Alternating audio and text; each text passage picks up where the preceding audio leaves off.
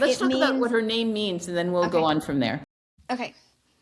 So it's derived from the word Lovi. I don't know how to pronounce it. Lovi, and it means a crack or gap in the earth. So she literally means an entrance to another world. And she is the ruler of the magical realm of Poyola, which is the northern realm and is not really of our world, although you can travel there, uh, I guess, with magical elements. Okay, so that's really important to me because she is actually an instigator of transformation.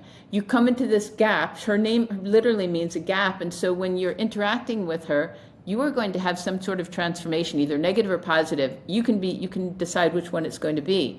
She steals the sun and the moon. Why does she steal the sun and the moon, Vanessa? In your story, what do you say in your So retelling of she it? steals the sun and the moon. Okay, so there's a whole battle scene that happens prior to our story.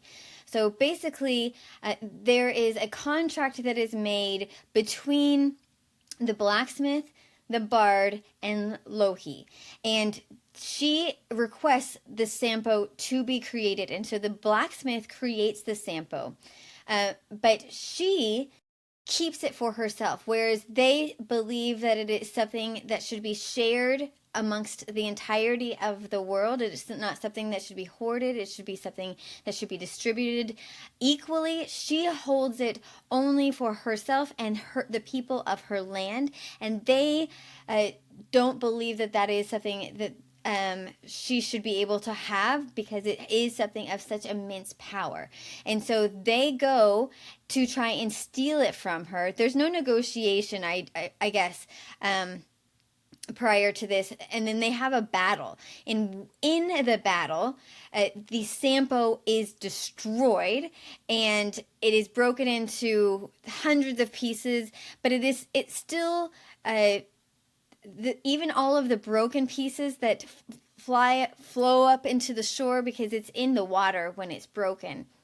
It gives wealth more equally distributed amongst the world. And so even its destruction doesn't destroy the abundance that it gives, but it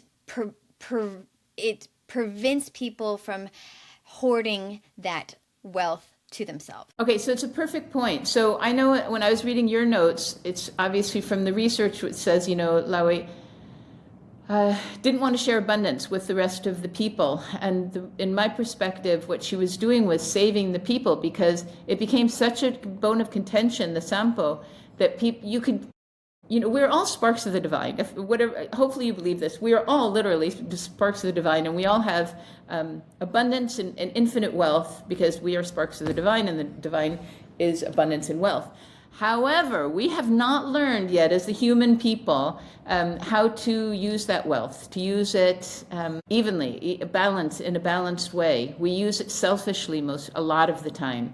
And this is a great example of it. People were fighting over the Sampo and using all of its wealth to better themselves, and then it started being a bone of contention, as I said before, and it was almost the downfall of both people, the Pohjola, the northern people, and what's now the Finnish people. So what she was doing was spreading, the destruction of the Sampo meant that it was spread around, and not one piece had more power than the other. And it also had less power than everything together, so that people had to be more discerning about the wealth that they were earning.